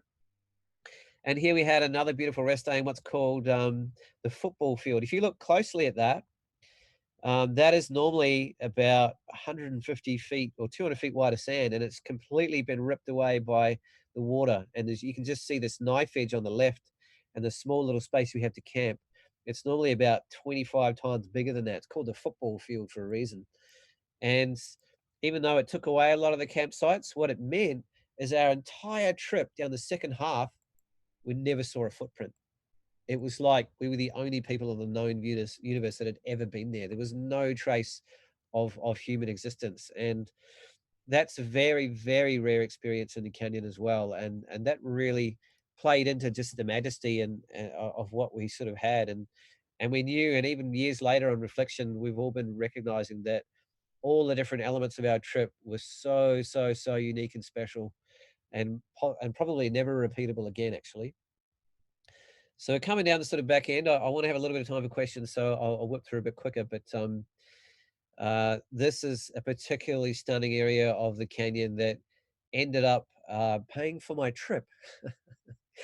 I still owed Taylor a bunch of money, particularly the 1,500 for all the equipment and food, and I didn't really have it. And he had already touched base with some magazine editors before the trip, and he said, "Look, I might have some really cool stuff for you." And I ended up getting the front cover of Sunset magazine, which is one of the biggest magazines in West America. And the price of the cover was $1,500. Thank you very much. And it paid for the trip. And it also, the boys are pretty stoked. They got on a cover shot as well. I'll show you the shot that Taylor got for the main spread. Here we are moving into another one of the great side adventures into, I think it's the Havasu People's Land. And you are allowed to walk a long way in, and people can walk maybe 5 hours from the other end into this incredible waterfall at the back. And you can see again the milkiness of the water as I go further up. I didn't get very far because the other guys basically ran for about 2 hours to get up to the other end, like the whole time. And we got tripods that want to slow down and take photos. You take 2 photos, gone, you've lost everyone straight away. So I didn't pretend to try and keep up with them, and I slowed down and sort of did my own thing. And little beautiful pockets of color sort of mixing in with the chalky blues, just absolutely gorgeous. Went up a few little caves, and yeah, never really seen that color palette anywhere in the world, actually. That combination of that light sort of aqua milky blue with the oranges. And this is one of Taylor's shots where they made it up to the major falls at the back end, and I definitely had a bit of FOMO when I saw this shot later that night. But I never would have got any of the shots further down because they basically ran the whole way, took a few photos, and ran back. But it gives you a sense of some of the different pockets and areas that are just so majestic just on their own that you can literally just spend days going through yourself. We did come across 2 guys. It was the only 2 people we saw pretty much the entire trip. And they were hitching a ride, and they were actually river wardens. And they were on a 15-day hike out here, which is no mean feat. Like literally, there's so little water in places you carry a straw with you. and you try and suck up little pockets that might be on the back of a little bit of a rock that's got a bit of a dew on it. Like, and they were exhausted. They were almost out of food, and they wanted to save a huge section of walking by jumping on the raft. So we might raft somewhere in 2 hours that would take them 4 days to walk, because the walking's like this, literally cliff climbing up and down, up and down, up and up and up and down, and quite gnarly, very, very physical and hard to get any sort of distance.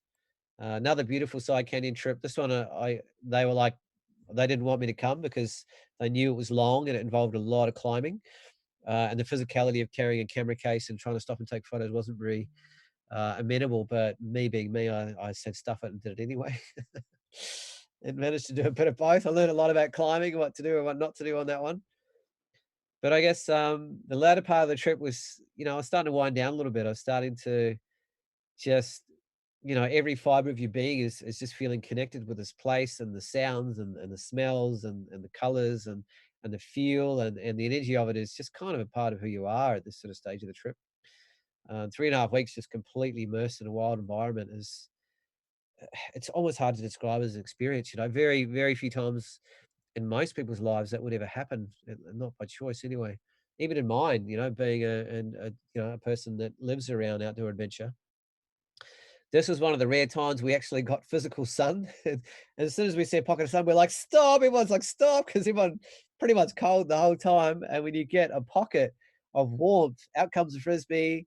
Let's do some sunbathing, and it's just lifts everyone's spirits, and just it's almost like recharging your batteries too to get through the rest of the day. But it was very rare that there was an angle through or a break in the canyon and a place to stop at the same time where you get it. Here's me in my blueberry suit. If you noticed, you pay about $400 extra to get that little zip in the front there. You can probably use your imagination as to what that's for. But the alternative of taking everything off to take care of business is not fun. And I wouldn't recommend it. And it takes a lot of time and it can get really cold. So I hesitated about making the investment, but I'm really glad I did. And there's some people like Timmy here that are so freaking tough, they just wore shorts pretty much the whole time. There he is. It just doesn't feel the cold. These freaking Jackson boys. Oh my God. So Taylor was sort of getting to the point where the pressure was off him a bit, and he started loosening up. And him being a rock climber, he decided to climb this major feature in the middle of a river, and literally rocks were coming off in his hands. This was loose rock, and he decided to say a prayer to the river and honor it, and jump off the end. He's just thanking the river for keeping us all alive. And having watched him, there was a number of situations where we decided that we would continue doing things like that further down the river. So the other thing that we started playing was called the Game of Thrones. At this stage, we were so elated that we were still alive and hadn't died and made it through this river that we started to get a bit cocky, and we literally started putting thrones on the end of boats and trying to go through rapids and hold on to your beer while you're going through it. And we got a little bit carried away with that one, but there was just huge elation of spirit from just having made it through such a wild experience. And again, the beauty of the place is nuts. And then we made it to lava. So I will skip that video actually ads just because of time, Sure. because it's 10 minutes too. But lava normally is this is the grade 10 out of 10 rapid. This is the one where people lose sleep over. This is the one that flips countless boats and has taken lives. And by the time we got to it, we were just like, is that it? Because compared to what we've seen before, it was like, whatever. And here we are. You can see our facial expressions doing what we call going for the meat, as in going right down the middle of the guts of the hardest part of the rapid that flips people. And we had all the GoPros out. We're standing up and we're screaming and yelling and just having a ball with it. Even though we did smash into one of the major flipping rocks at the end here and sort of got moved around. And then we had to finish off the trip. This is kind of our last major rapid. We knew it was the last time we could really push it. We set up the party boat. And this is actually probably way too many people that should be on one raft, with the Game of Thrones master in the front here, and he had to get through a grade 10 rapid still with a beer in his hand, and he actually did, believe it or not, but he didn't have a lot of help from some of his mates that meant to be holding him. you can kind of see everyone completely disappearing to one of the major rapids of it. And they made it through, but then the boat started tipping, and it cleaned out not only the guys in the front, but it also cleaned out the captain. And JB was a river ninja, so he calls this his baptism in the Colorado, where he literally Feet up. who literally took a major swim. So that was pretty exciting. Good old our good mate Drew here, who was least experienced. He took a good hit into the wall there, and you got to be careful because it can rip open your boat too if you're not careful. And here we are actually just going. Well, that's it, boys. We've kind of crunched all the major stuff. It's all sort of downhill from here, you know. Of course, you know, things to jump off. Being crazy mountain climbers, we're out there jumping off stuff. I was a little bit nervous about this. That's me actually, is because you couldn't see underwater, so you couldn't see if there's any rocks or how shallow it was underneath. So it was kind of like, oh, you go first. Jumping off something else. I actually have my little bum bag here, and I actually smashed my little Olympus screen on this jump. Actually, it was a bit of a hard butt landing. And near the end, I took the pressure off myself a bit from being the photographer and trying to capture everybody else and the adventure. And I just started shooting for myself. And I spent a whole day where I just put the 7200mm lens on, and I just slowed down and started just capturing beautiful sort of subtle features and textures and rock structures. And it was sort of like just claiming back a bit for myself because I felt a lot of pressure in a way to document the trip on behalf of everyone. And at the end of the trip, having been through most of it, I just wanted a bit of time for myself. So I really enjoyed, and it wasn't very often that I felt like I had the freedom to pull out the bigger lens, because like I said, I had to make a lens choice for that day and stick with it essentially, or take a lot of risk. And I really enjoyed that. Just looking for little patterns and playing with That's light beautiful, and mate. looking how things moved and changed and isolating different features with a longer lens and playing around with what I thought would work in color or black and white. It was pretty lovely kind of wind down for the trip in a lot of ways. And then I pretty much just put the camera away, and I spent a whole day just whitewater paddling by myself, and just being with the river and not taking any pictures. And that was one of my favorite experiences of the whole trip. And I'm really glad that I kind of honored myself in a way with that time to just be with this place. I mean, that was easily the greatest adventure of my life, and I knew it possibly would be for the rest of my life. And I needed a bit of time to assimilate and soak it in and just kind of engage with what I'd just been through, I guess. And on the very, very last night, I climbed up the top of this mesa and just sat there and sort of watched the sunset on my own. It was pretty magic. Yeah, looks And, you magic. know, Oh, everyone what a knew that beauty. was coming to the end. And I have to say, we all were pretty much literally ready to just jump back in the car, go back to the top and do it all over again. It's almost indescribable, the kind of bond and of having been through that kind of experience. Not just what we physically went through, but the length of time immersing in a wild place and just how it becomes part of you is really difficult to put into words. So that was our very last night, and that peak on the back left's called Diamond Peak, and that's actually the get out point. And it's actually is on Indian land, and you have to be there at the exact time, the exact day, or you're screwed because there's only one little putt band that comes down to pick you up that's owned by the Indian people, and if you're not there, you're in you're in trouble and you can't get out. And it's 3 or 4 more days rafting down, and there's a rapid that's apparently complete death and pretty much impassable on there as well. So here we are, just slowly winding down and packing up. And this little old Indian man was there, so looking away, nodding his head. And I wear what's called a punama or a greenstone around my neck. And it's kind of like my part of my culture, my part of growing up, my part of New Zealand, and it's very important to me. And it's sat around my heart for about 6 years. And they were actually born from the rivers, and they're found in the big alpine rivers in New Zealand. And the second I leant out of this boat and I locked eyes with this little old Indian man just nodding at me, it broke and it fell off into the river. And I hadn't taken it off for 6 years, and it meant so much to me. It was blessed by a Māori family, and my family gifted it to me, and I just felt like, you know what? That's my gift back to the river. That's my little penance for making this through okay, and it felt like a way that I could know the little part of me, because in Māori tradition, this absorbs your mana and your spirit and your essence, and it holds it in there forever.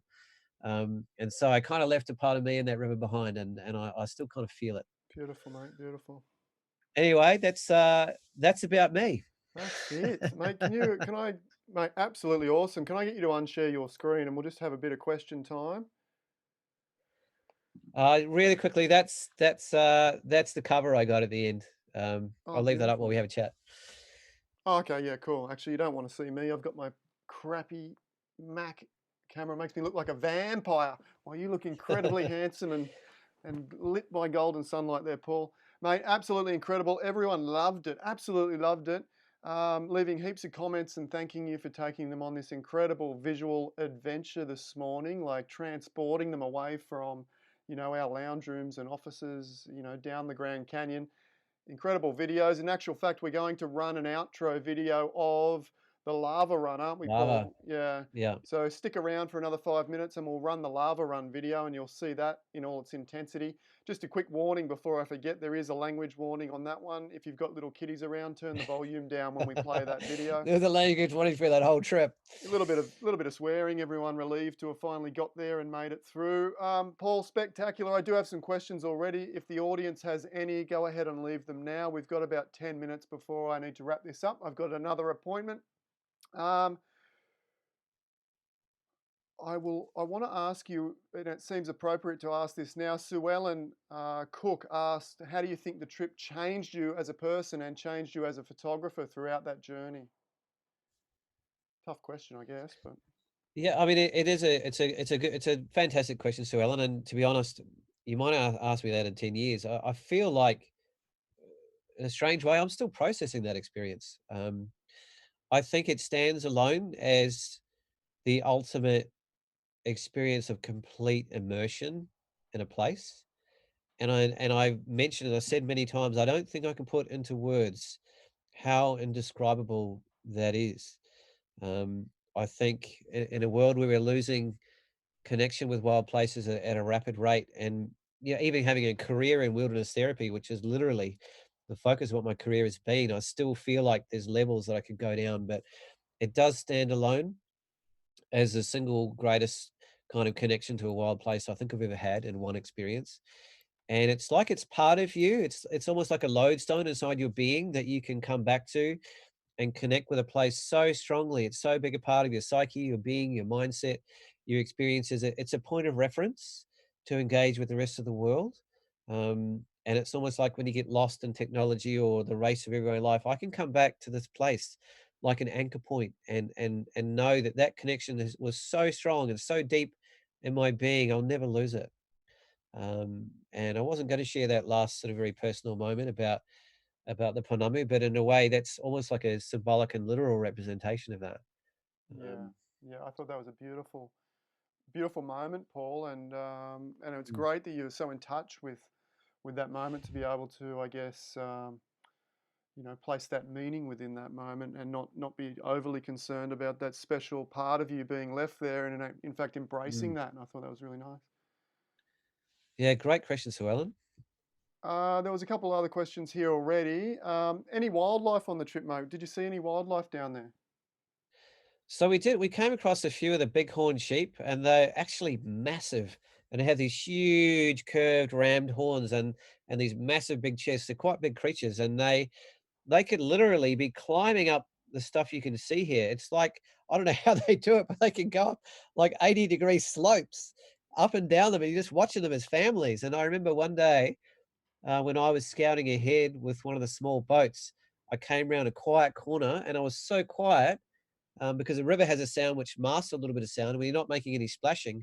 And all of a sudden, I was 10 feet away from an entire family of bighorns that were drinking from the river's edge. And they were like, oh, when I came around the corner. And I was like, oh. And we were trying to decide, is this a moment we need to run away? And they were like, it's okay. I just said inside myself, it's okay, it's okay. And they stayed. And we had this beautiful sort of moment where I locked eyes with sort of every single one of them and sort of said hello. Um, I showed you some of those prints in terms of some of the animals that we didn't see that came around Yeah. at night. Did have a lot of experiences with scorpions. I'm pretty sure I came across one rattler. But it's not a high volume wildlife place because there's so little vegetation and foliage and different things for them to eat. But there's species of snakes, for instance, that have fallen down from, thousands of years ago and become subspecies that only live in the canyon because they can't get out. So there is a bit of uniqueness in terms of what's down there.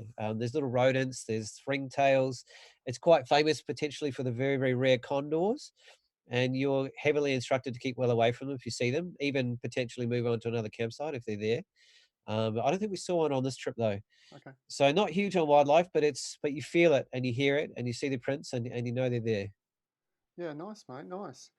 A couple other questions, then I'll let you put the final word and wrap it up, Paul. But actually, on the numbers, mate, you're probably not a numbers man. In fact, I know you're not a numbers man, but it's nice to knock off Tom Putt, isn't it? With I think you cracked 300, 307 or 8 consecutive viewers or concurrent viewers, sorry, all at one time. And Oh, great. most of them have stuck around for the entire show, even after my shenanigans getting this thing going in the beginning. We had Yeah, well, 300 my odd. bad too. So, no, mate, a big audience, and I'm sure that they've all loved it. They're all thanking you over here. I'll send you those beautiful comments over after. One Yeah, appreciate question, that. one question or comment that really resonates with me is: would you ever think about putting this adventure into a book? I'd love a copy of the book, and I'm sure some of the people here would as well. A physical book, mate. Would you ever do that? I've been thinking about that for years. Yeah, probably a little bit personal, but I felt like um, to do that, to tell a story, I really need to have the people in there. And I really didn't get a sense that that was going to be okay. Like there was a certain intimacy and privacy. This is our experience. This is a once in a lifetime thing that we will uniquely share together. And last week we did actually, for the very first time since the trip, get all of us got together and re-engaged and watched the film and connected with us. And I'll probably have to test the waters. I think I could make a book if it didn't have maybe recognizable people in it, but that makes it purely about landscape and a little bit less about the story and experience of it. Mm. I mean, I'm an ambassador for a Suka book, and I have actually mentioned about 7 times that I'm going to make a book out of this, and I feel like maybe now's the time. Maybe now I've got a little bit of permissions from, or more, I guess, respect or understanding for what I've done and created. Because I wasn't lying at the beginning of the trip, there was a lot of tension about the amount of time I was taking to shoot, which in my mind wasn't very much, but it wasn't sort of set up that way. And so I had to move past that. And there was a little bit of tension hanging there every time I was hanging back or taking a bit longer or shooting. And I think now that it's been a few years and now that everyone can sit back and see it all and recognize that I was doing it for them as much as anything, that the appreciation is there. So I'm going to say yes to that. In terms of where, how, and what form, that remains to be seen, and how much I have permissions wise to actually include the actual individuals. Sure. I think I'll make a personal book first, or maybe make something for the guys, and I'll maybe make like a personal book for myself, and then I'll look and see.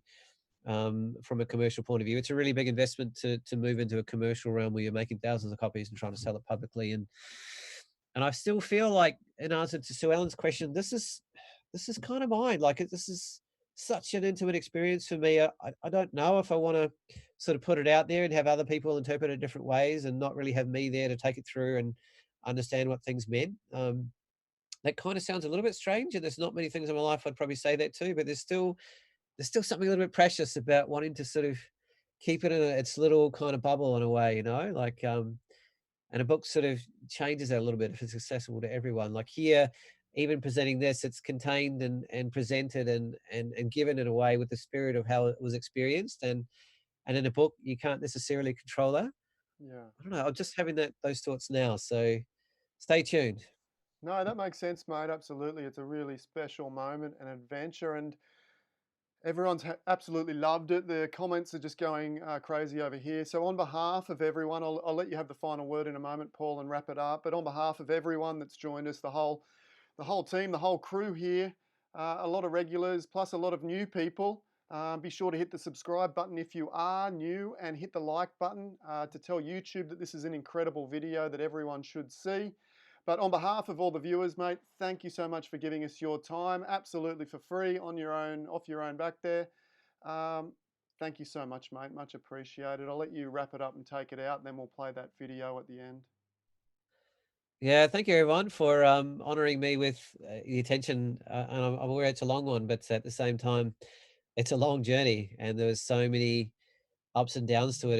It sort of felt I was up till up past 3 in the morning, just trying to refine. And I actually started adding more stuff in than taking it out because I just reliving it last week and re-engaging it and feeling it in my body and just going, oh my god, there's just so much to express and share and relive. So it's actually been pretty amazing for me actually, and I really love this naturalness of timing. And it just out of the blue, it just happened to be Taylor just rings says, right, we're doing a anniversary in 2 days, like last week, and Adam and I had already talked about doing this. So it's like Yeah. there's a certain perfection and beauty in the timing, and I'm really feeling it. And maybe that's the momentum I need to help push this into the book realm. So Absolutely. Adam's a dear friend of mine, and it's a real privilege to be on a show. And I love what you're doing, my friend. Huge commitment to community and a time, especially where all of us could really use windows like this, where we can just pop out of our challenges and be immersed in a world of imagery and story. And you're a master at it, my friend. So thank you very much for letting me be a guest and enjoy this little taste of our final moment of lava on the trip. Thanks everyone. Keep well, and feel free to contact me directly if you want to engage in anything else. What's your website, Paul? Paul Hoelen, paulhoelen.com's my website, or if you can get the spelling, PAULHOELEN.com. paulhoelen.com. All right, lots of love, and keep well, everyone. It's a wild time. Let's look after each other. Thank you once again, Paulos. We're going to run the Lava Run Rapid video now. Language warning, turn it down if you've got kiddies around. There's a little bit of blue language in there. Thank you everyone for joining us. Thanks, Paul. Bye for now. See you tomorrow. Hang on, here we go. Where are you? Here we go.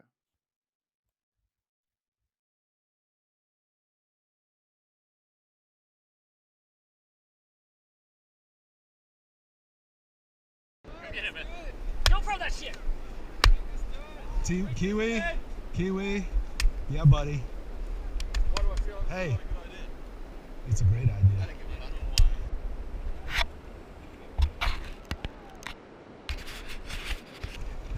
Yeah, buddy. It's been a pleasure. Lava, here we go. Yeah, lava, baby! Ow! It doesn't matter.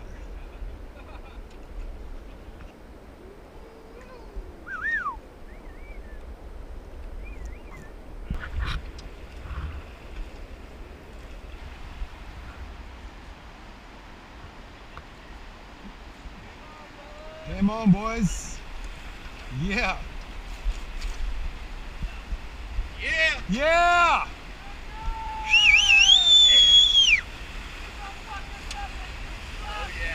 Oh, yeah. Nice line, buddy. Nice line. Woo! JB's the fucking man, dude. Yeah! Ow! Yeah! Woo! Oh, shit! I got you! I got you! I got you! Outside. I got you! Oh, JB! Go get them. They're swimming. They're swimming. Yeah!